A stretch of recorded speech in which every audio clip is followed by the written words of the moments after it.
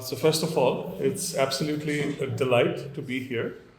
On a side note, my grandfather attended Foreman Christian College roughly a century ago.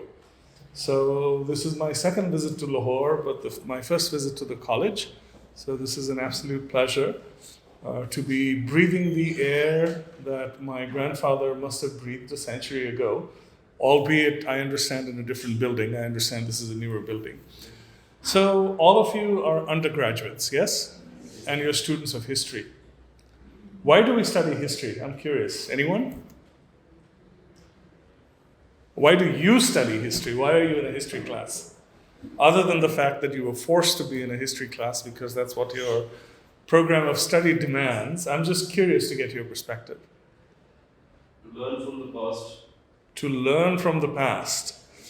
A noble sentiment, but unfortunately it seems that the human race is unable to learn from the past. If you look around at what's happening in the world today, but yes, that is important. That is important. We don't have a lot of time today. I think learning from the past is tremendously important, but even more important is understanding who you are and where you came from. To me, that is the essence of why we study history. I have to first confess that I have never studied history. My background is in electrical engineering and computer science, and most of my career was spent either developing or managing technology. History, however, has always been a passion, and I've written a number of books. I write both fiction and nonfiction, but my nonfiction, my fiction is also heavily informed by history. So I'll tell you a little bit about myself very, very briefly. I grew up in India, not in Punjab though, so I did not grow up with any sort of connection with Punjabi culture or the Sikh heritage. I grew up in the eastern Himalayas in a small province in India called Sikkim. And then, attended engineering school, and roughly at your age, maybe a couple of years older than you, I left to the US for grad studies. So ironically, it was in the US that I felt a desire to engage with my heritage. I spoke Punjabi, but I could not read Gurmukhi. I certainly still can't read Shamukhi, unfortunately, which I hope to correct one day, even though I'm an old man now. But that's when my journey started in a certain sense. And I don't have time to tell you more about it, but suffice it to say that as I was pursuing my career in technology, I was always reading, researching, and then through a serendipitous set of circumstances, about 7 or 8 years ago, I started writing. What brought me to writing is history. Now, you are students of history, so you are taught that what sources you use in your research are tremendously important. We all understand that. Historians in the Indian subcontinent, I know more about India, and I'm extrapolating to Pakistan as well. Hopefully this is not inaccurate. Historians who are trained in sort of the Western idiom tend to be very dismissive of oral histories. And there are good reasons for that. They are often not verifiable. Narrative, the veracity of the narrative can sometimes be open to question, and so on and so forth. So I respect that sentiment.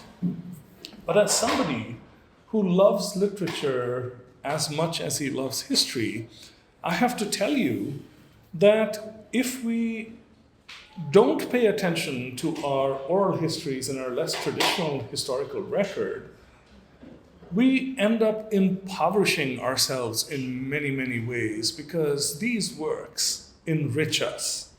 So with that background, let me launch into my talk, and then I'll be sure to save a little bit of time for questions and interaction. So this is my third book, The Story of the Sikhs, and I'm going to read a couple of excerpts from here. So it's a time in the 1520s, the exact date is not known, and we are in a small town known as Sayyidpur, which today is called Ahmedabad. So Guru Nanak, the first Guru of the Sikhs, has been on a visit to Mecca, and he's had various adventures and interactions there that we don't have time to go into. He's returning home. In the town of Sayyidpur lives one of his disciples whose name is Lalo.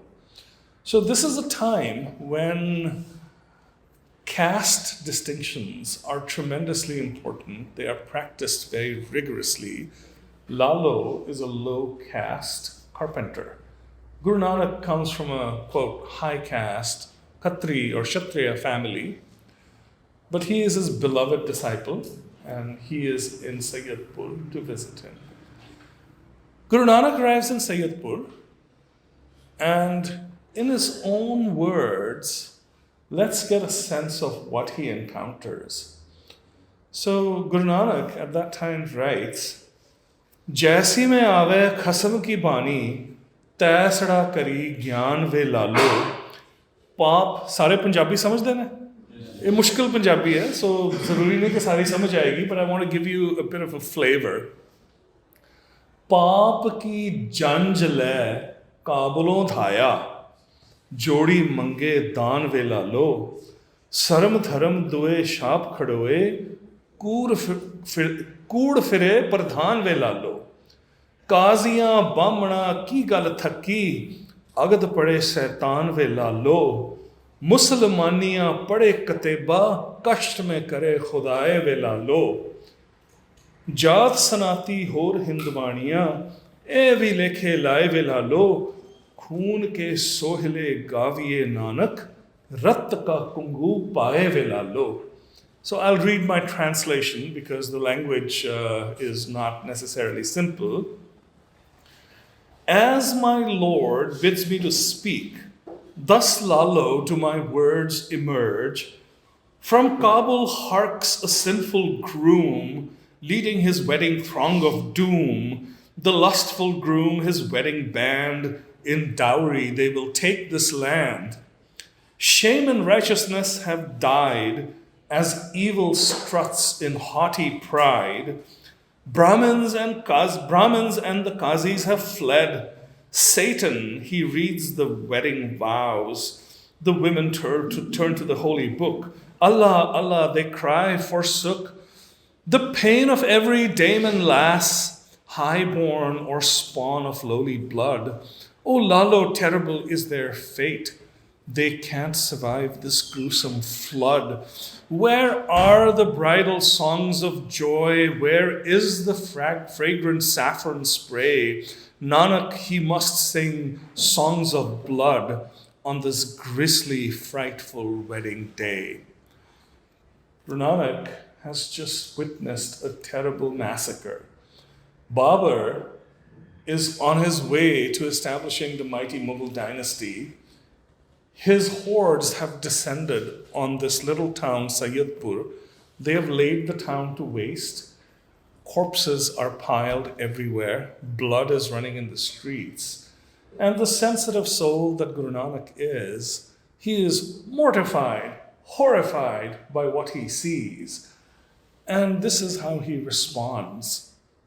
He imagines a bloody wedding. Of course, the reference to the groom who has come from Kabul is to Babur, because he had come from Kabul at that time. So using the sensitivity of a poet and metaphor, Guru Nanak talks about this grisly wedding in which instead of sprinkling saffron, blood is being sprinkled. So Nanak says many profound things in this small verse. At one point he says, Kajiyan bamna ki gal thakke agad pade shaitan ve lalo. Sexual violence has been a part of warfare since time immemorial. And this is something that we find very difficult to talk about. It is inherently a difficult thing, but often we rob the victims by brushing this under the rug. Nanak does no such thing. When he talks about a wedding in which the vows are being read by Satan, he is clearly talking about the molestation of women. Nanak is mortified at what's just happened, and he responds with a cry of rage. Nanak speaks several hymns. Nanak speaks several hymns which have been recorded in the Sikh scripture, the Guru Granth Sahib. Collectively, these hymns are known as Babur Bani. And in this collection of hymns, Nanak is doing a couple of things. First of all, there is important social commentary. He is telling us what he has observed. He is telling us what happened. And he's also articulating a very significant principle, which is going to inform the character and the destiny of his followers for several hundred years. And that principle is, when you see tyranny, you will not close your eyes, you will not stay shut. You will speak up, you will oppose it in whatever way you can. So when Babur's underlings and his commanders heard that there is a Pir who is going around saying terrible things about Babur, calling him a tyrant and so on and so forth, they decide to arrest Guru Nanak and drag him in chains before Babur. Guru Nanak is accompanied by his dearest friend, the minstrel Bhai Mardana, who was a Muslim, and who used to play the rabab, which is a precursor of the modern sarod. So both of them were arrested and they were produced before Babur.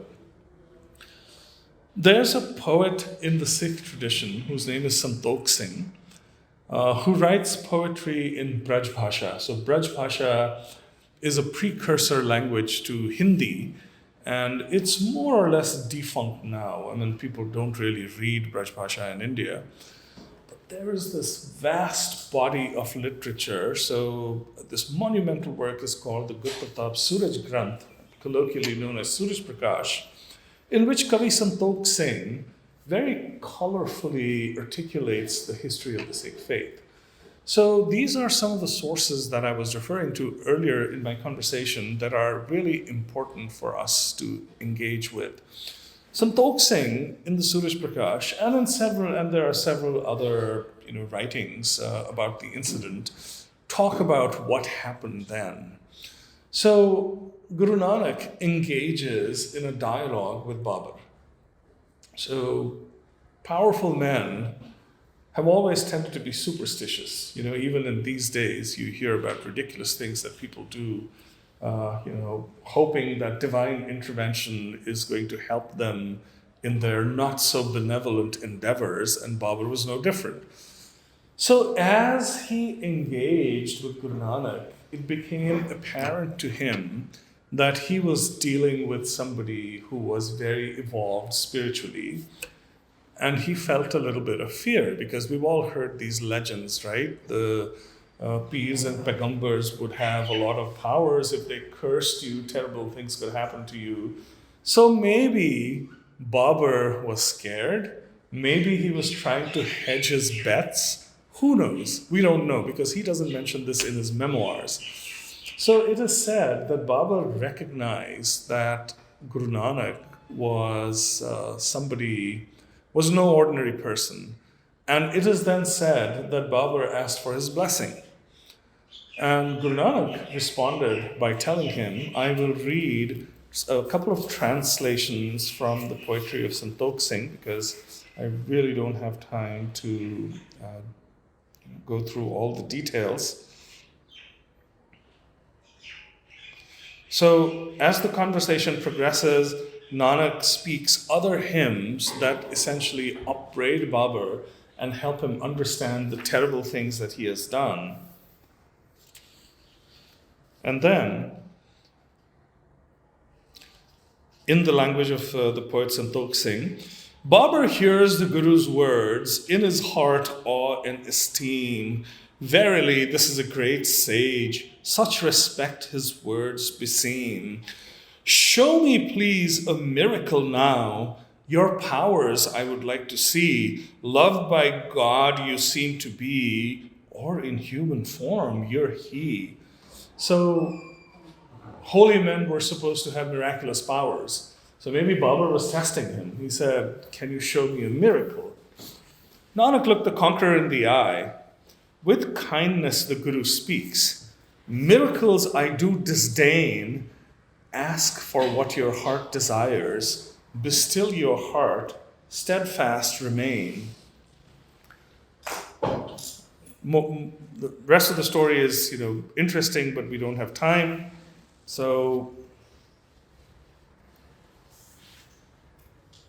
as the conversation progresses, Babur says, I know you now, and I am sure, exalted and divine wellspring.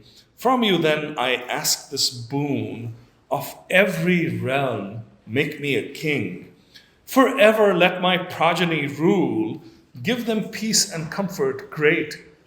Place all this prey in my hands, tarry not, I cannot wait. For the grace of sages great can turn a beggar into a king. A king can be reduced to naught, power such with you bring.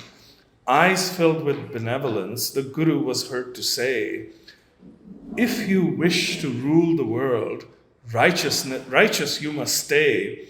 Shrinks from justice if your clan, upon its rule will come a blight. Lands you'll rule both near and far, conquer them with all your might. The blessing, however, was conditional. It is said that Nanak told Babur that if you want my blessing, the first thing that you have to do is to release all the young women who have been captured and are being held captive by the soldiers. So Babur did exactly that, and Guru Nanak departed. They did not have another encounter.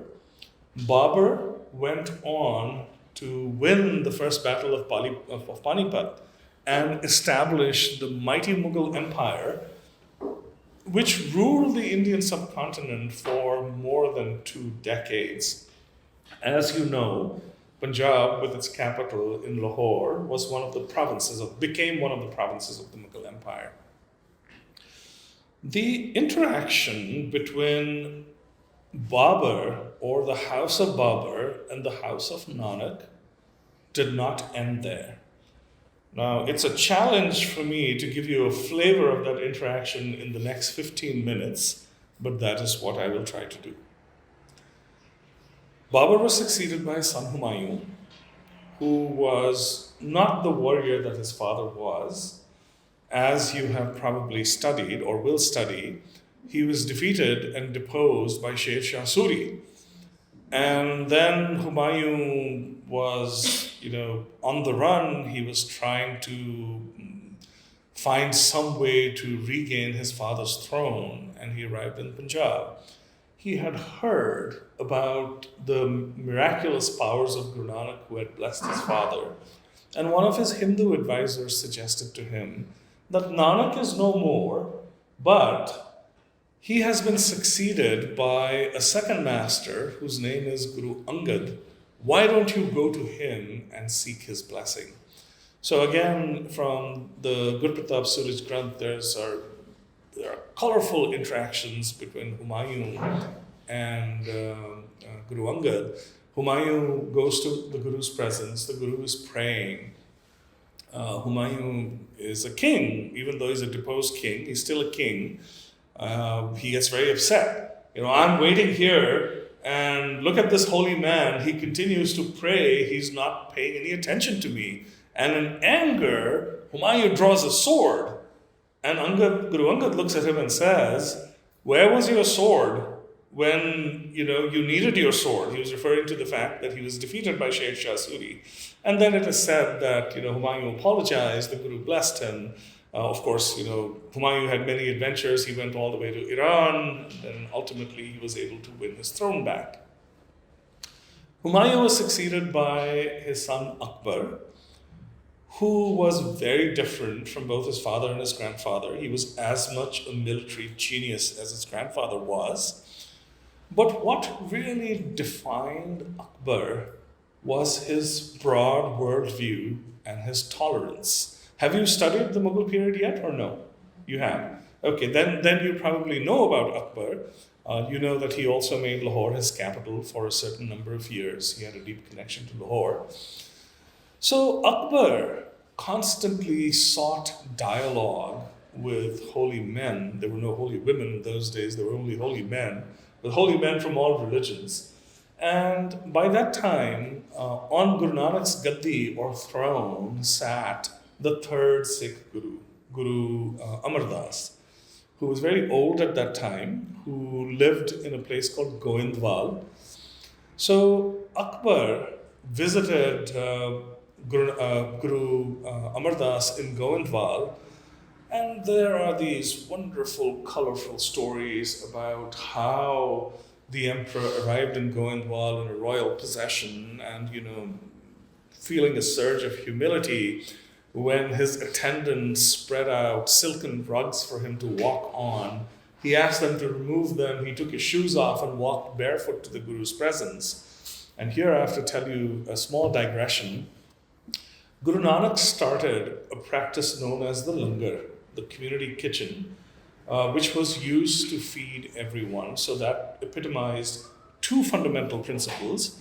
One was social justice, making sure that nobody ever went hungry. The second was equality. So the langar demanded that you sit and eat with everyone with no foreknowledge or regard of the caste or station of the person next to you. So by that time, there was a tradition that anybody who came to meet the Guru would first eat in the langar and then would be admitted to their presence. So guess what the Emperor Akbar had to do? He had to eat in the langar. On the menu that day was unsalted porridge, which the emperor ate with great relish, declaring that he had never eaten anything quite as wonderful as that. So he had a great dialogue with the Guru.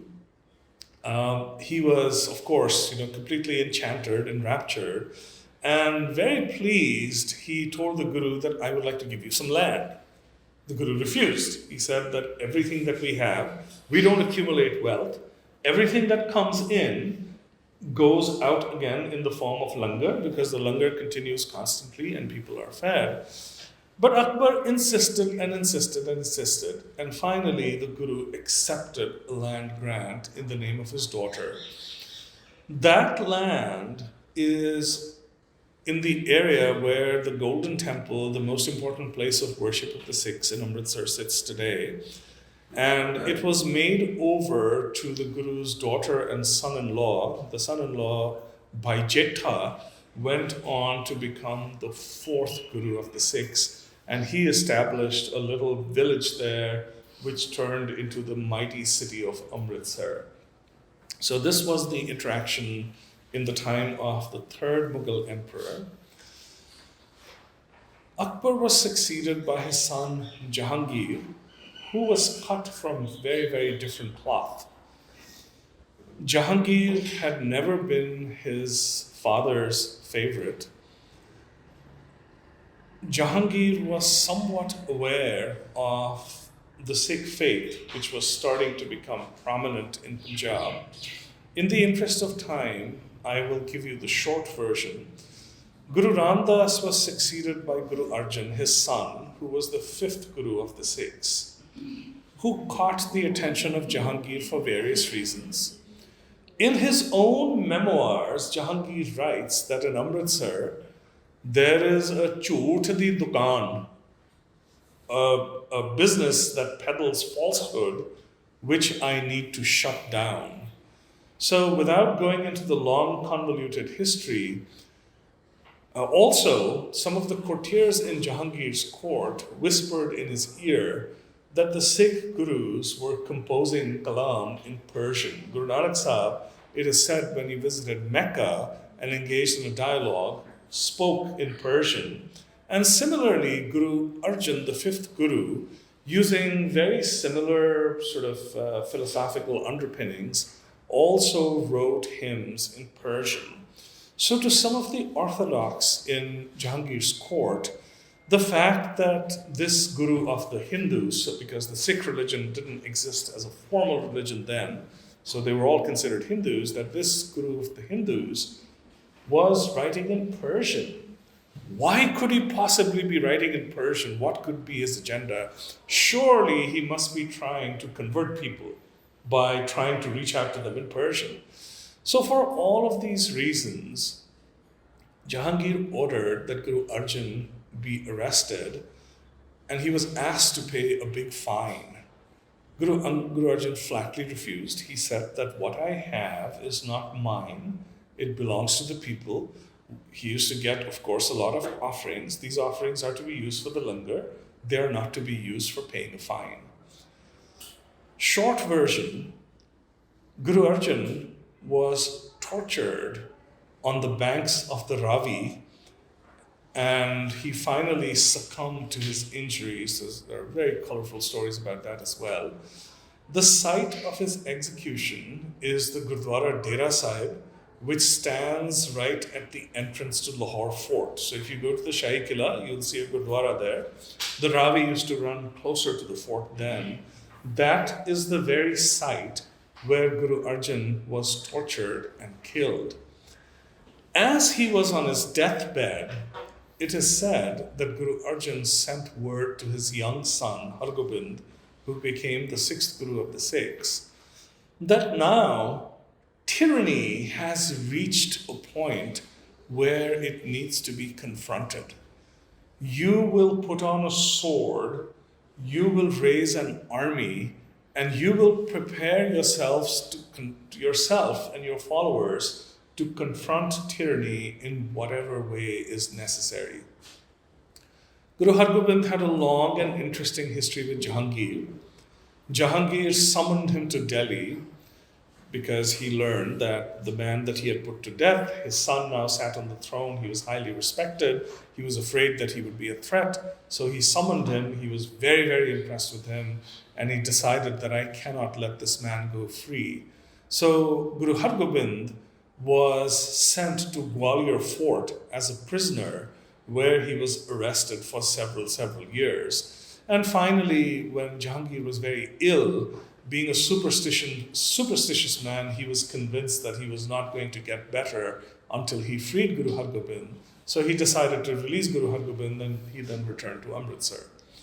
Jahangir was succeeded by his son Shah Jahan, who we remember, know, and respect for many, many different things. The relationship between Shah Jahan and Guru Hargobind was not cordial. There were several reasons, which we don't have time to get into, unfortunately. Several battles were fought between Guru Hargobind and Shah Jahan. They were fought in Amritsar, they were fought in Kartarpur, and ultimately the relationship between the house of the Sikh Gurus and the house of Babur by that time had become very, very confrontational. Shah Jahan was succeeded by his son Aurangzeb, who managed to put all of his brothers to death, most notably his oldest brother Dara Shikoh, who was a Sufi and was very similar to his great-grandfather Akbar. But Aurangzeb ascended to the Mughal throne, and in the time of Aurangzeb, things changed very dramatically. The ninth Sikh Guru was on the gaddi of Guru Nanak at that time. His name was Guru Tegh Bahadur.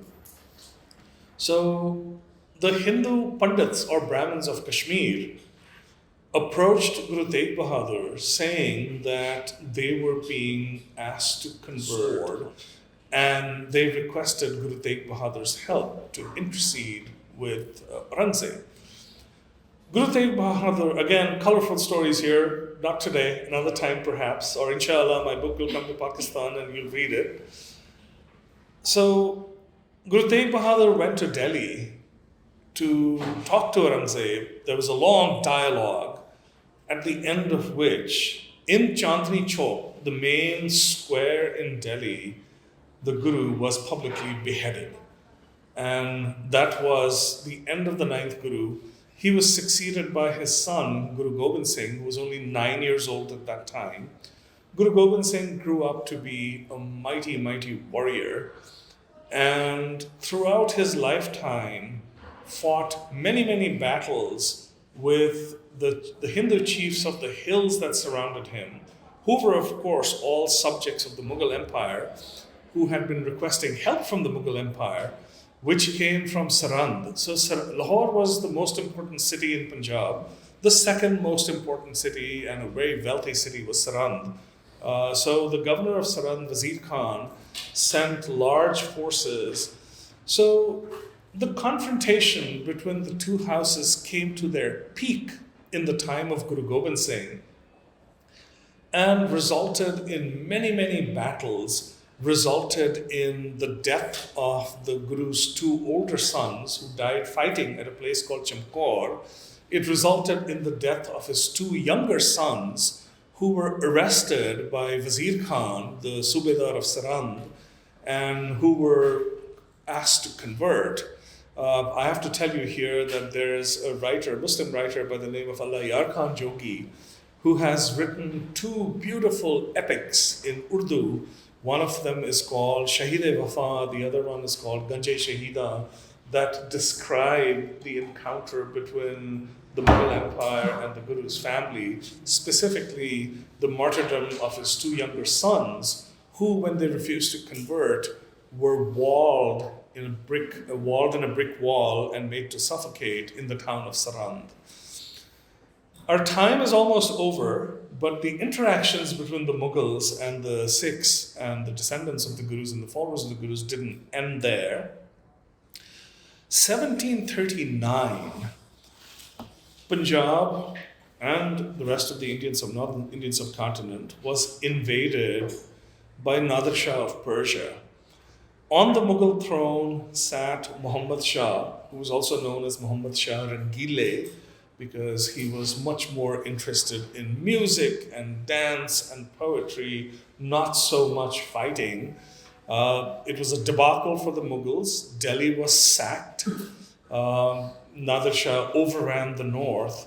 And that really started, the decline of the Mughal Empire had already started, but the Mughal Empire started to decline precipitously from then on. But the interactions between the Sikhs and the Mughals continued well into the end of the 18th century, during which time the new king of Afghanistan, Ahmad Shah Abdali, attacked Punjab multiple times, and Lahore was the subject of a tug of war between Kabul and Delhi, and there was a huge power vacuum in Punjab, which the Sikhs then rose to fill. But that is not our topic for this conversation, and we have a few minutes left. So I would like to stop right here and see if any of you have any questions or observations. Ji. Sir, can you speak Punjabi? ਤੁਸੀਂ ਪੰਜਾਬੀ ਚ ਗੱਲ ਕਰੋ। Sir, ਸਭ ਤੋਂ ਪਹਿਲਾਂ ਤੇ ਬਹੁਤ ਸ਼ੁਕਰੀਆ ਤੁਸੀਂ ਆਏ। ਬੜਾ ਅੱਛਾ ਲੱਗਾ ਤੁਹਾਡੀ ਗੱਲ ਸੁਣ ਕੇ। ਦੂਜੀ ਗੱਲ ਸਰ ਹੈ ਕਿ ਗੁਰੂ ਨਾਨਕ ਸਾਹਿਬ ਤੋਂ ਗੱਲ ਕੀਤੀ ਕਿ ਕੈਸੇ ਉਹ 900 disciples ਨੂੰ ਕਿਸੇ ਕਾਸਟ ਸਿਸਟਮ ਨੂੰ ਐਬੋਲਿਸ਼ ਕੀਤਾ।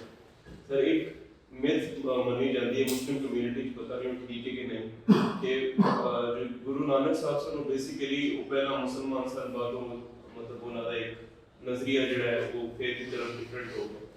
ਉਹ ਬੜੀ ਜਿਹੀ ਕਨਫਿਊਜ਼ਨ ਰਹੀ ਹੈ ਮੁਸਲਿਮ ਕਮਿਊਨਿਟੀ ਚ, ਤੇ ਉਹਨੂੰ ਥੋੜਾ ਜਿਹਾ ਕਲੀਅਰ ਕਰ ਦਿਓ ਕਿ ਉਹ ਕਿਸ ਤਰ੍ਹਾਂ ਸਟਾਰਟ ਹੋਏ ਤੇ ਕਿਸ ਤਰ੍ਹਾਂ ਸਿਸਟਮ ਬਣਾ ਰਹੇ। ਇਹ ਮਿਥ ਸਿਰਫ ਪਿਆਰ ਚੋਂ ਨਿਕਲੀ ਹੈ। ਉਹ ਇਸ ਕਰਕੇ ਕਿ ਉਸ ਟਾਈਮ ਦੇ ਹਿੰਦੂ ਤੇ ਸਿੱਖ ਸਾਰੇ ਗੁਰੂ ਨਾਨਕ ਸਾਹਿਬ ਨਾਲ ਬੇਹੱਦ ਪਿਆਰ ਕਰਦੇ ਸੀ। ਸੋ ਇਹ ਹਿਸਟੋਰੀਕਲੀ ਵੈਰੀਫਾਈਡ ਹੈਗਾ ਹੈ ਕਿ ਗੁਰੂ ਨਾਨਕ ਸਾਹਿਬ ਮੁਸਲਮਾਨ ਨਹੀਂ ਸੀ ਹੈਗੇ, ਪਰ ਇਹਦਾ ਇਹ ਮਤਲਬ ਨਹੀਂ ਹੈਗਾ ਕਿ ਉਹਨਾਂ ਨੂੰ ਮੁਸਲਮਾਨਾਂ ਨਾਲ ਹਿੰਦੂਆਂ ਤੋਂ ਘੱਟ ਪਿਆਰ ਸੀ। ਐਂਡ ਇਹ ਇਹਨਾਂ ਦੀਆਂ ਰਾਈਟਿੰਗਸ ਦੇ ਵਿੱਚ ਬਾਰ-ਬਾਰ ਆਉਂਦਾ। ਸੋ it is said that when Guru Nanak was about 30 years old, he had a spiritual epiphany. He lived in a town called Sultanpur Lodi, which is on the other side of the border. And it is said that he disappeared. So it was a town that was governed by Daulat Khan Lodi. And it is said that Guru Nanak disappeared for 3 days when he went to bathe in the river. and everybody assumed that he was dead. So it is said that that's when he had a spiritual epiphany, and when he came back 3 days later, he wouldn't speak for the longest time. And when he spoke, his words were, "Na koi Hindu, na koi Musalman." What did he mean? Of course, there were Hindus and Muslims. Their faith was different. They had been at loggerheads at times. What he was essentially reiterating was that all humanity is the same. And this is a sentiment it's a beautiful, beautiful sentiment that is very unique to Punjab. We find the same sentiment echoed in the Kalam of Baba Bulle Shah, for instance, and many, many other enlightened souls. So this is what Guru Nanak was. He didn't see differences between human beings. He saw things that united them. And Guru Nanak Sahib traveled to Mecca. Even in those days, now of course there are strong strictures against non-Muslims going to Mecca. Even in those days, only Muslims were supposed to go to Mecca, but Guru Nanak Sahib went. He went there, he put on the garb of, a Muslim traveler, whatever it was in those days, and off to Mecca he went, where he had many, many interesting, conversations and dialogue that is well documented. And he similarly dialogued with Hindu sages and holy men in many places, most notably Tila Jogian. There's a wonderful, wonderful history about that. But anyway, let me not digress. Other questions, please.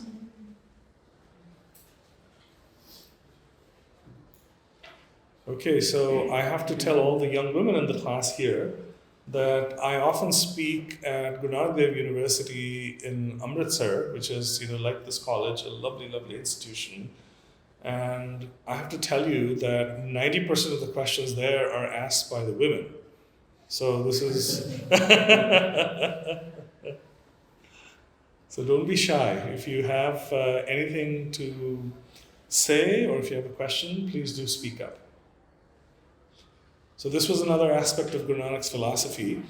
So in the caste hierarchy of his time, there were these well-defined 4 castes, and then below them you had the so-called untouchables. And below them you had all women, by definition. So this was something that Guru Nanak, protested against throughout his life. And, not to suggest that the patriarchy vanished from the Sikh faith, and unfortunately it did not, because this cultural baggage is thousands and thousands of years old. But Guru Nanak unequivocally said that all men, women, everyone was equal, and that was a fundamental part of his creed. So I'm offering you Guru Nanak's, I would say, encouragement to speak, not just today, but in general. Girls, any question? मैं स्वाद नहीं देता सारे actually मैं वो ਤੁਹਾਨੂੰ stage ਦੇ ਵਿੱਚ ਵੀ ਗੱਲ ਕਰ ਰਿਹਾ ਸੀ ਕਿ ਸਾਡੇ ਅਲਟਰਨੇਟਿਵ ਹਿਸਟਰੀ ਦੇ अपॉर्चुनिटीज ही है नहीं जी दसे ही नहीं जाते सिर्फ एक हिस्ट्री है सिर्फ वही दसी जाती बाकी हट के की हो रहा है कुछ नहीं पता होता अदरवाइज पिछले दिनों doctor Doreen Pastor Ayres and Bath university ਵਿੱਚ अच्छा जी and she interacted with Bath ਦੇ ਵਿੱਚ ਉੱਥੇ history and politics professor ਤੇ she's herself woman और women rights ਦੇ ਉੱਤੇ ਉਹਨਾਂ ਦਾ ਕੰਮ ਹੁੰਦਾ ਹੈ ਤੇ ਉਹ ਜੋ ਕਿ ਪਾਕਿਸਤਾਨ ਦੇ ਪ੍ਰੈਜ਼ੈਂਟ ਇਸ਼ੂਜ਼ ਦੇ ਟੌਪਿਕਸ ਹਨ ਔਰ ਪੋਲਿਟਿਕਸ ਦੇ ਟੌਪਿਕਸ ਹਨ ਤੇ ਇਟ ਵਾਸ ਅ ਕਮੈਂਟ ਕਿ ਪਾਕਿਸਤਾਨ ਦੀ ਤੁਹਾਡੀ ਕਲਾਸ ਹੈ ਇਹਦੇ ਵਿੱਚ ਫੀਮੇਲ ਨਾਲ ਦਾ ਇੰਟਰੈਕਸ਼ਨ ਹੈ they are brighter than my students at Bath.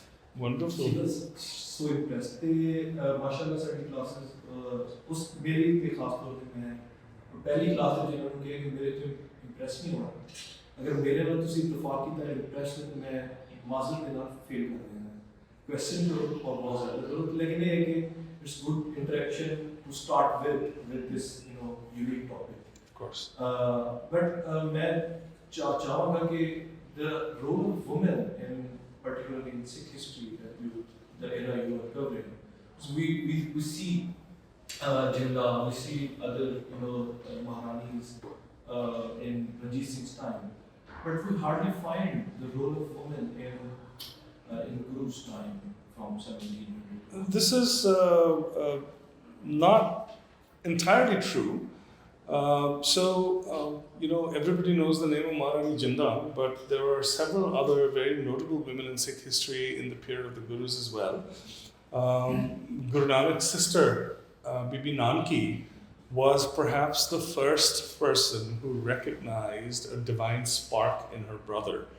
Apna prai si, pata bhi nahi lagda kai bari, and he was the kind of person who was always dreamy, engaged in dialogue, jo bhi parents ne kehna kam nahi karne, often getting into trouble with his father.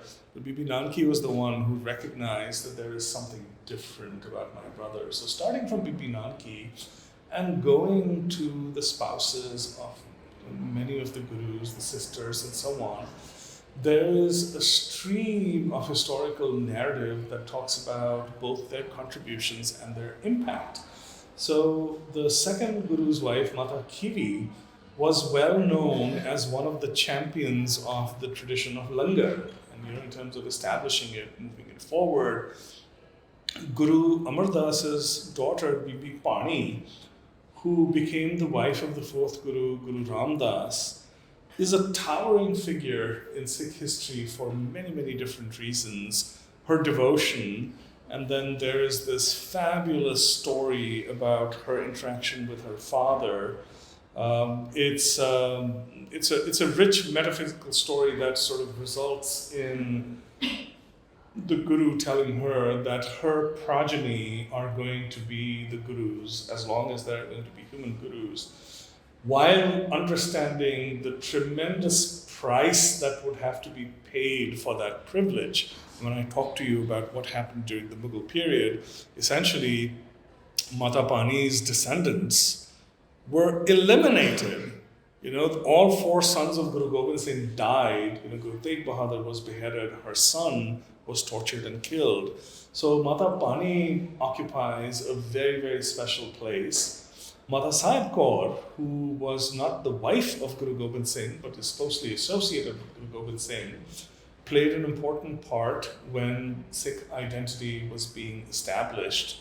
And then subsequent to the Guru period, we had several remarkable women. The 18th century was a very difficult time for the Sikhs. I would say that it was more or less the crucible in which the character of the Sikhs was forged. So we have stories of multiple women like Mata Pag Kaur, who strapped on a sword and went to battle whenever it was necessary. So there is a tradition, but it probably gets talked about less than it should be, because men definitely dominate the historical narrative of that time, for sure. Any other question? So, I have another question that how were the Gurus were decided that which one would be the next Guru? Was it dynastical like the Shia imams that Right. So again, not a simple question to answer. I'll try to answer it briefly. So when the first Guru knew that it was time for him to pass, he had two sons, one of whom was very, very capable and who fully expected that he would be given his father's gaddi. The gaddi instead was given to Pailena, who was one of the most humble disciples of Guru Nanak. Guru Angad gave the gaddi to Guru Amar Das, who was older. He was very old when he came to serve the Guru. He served him with tremendous love and dedication, to the point that Guru Angad's sons considered him to be a domestic servant. And they were absolutely appalled when the Guru anointed him as a successor, insulted him, opposed him. Guru Amar Das chose Bhai Jetha, who was married to his daughter, to be the fourth Guru, not because he was his son-in-law, but because he considered him to be capable. After Guru Ram Das's time, the rest of the Gurus all came from his family. And there's a lot of speculation about why that happened. There are beautiful stories surrounding Bibi Pani, his wife's dialogue with the Guru, which sort of resulted in this happening. But after the fourth Guru, succession pretty much became based on lineage.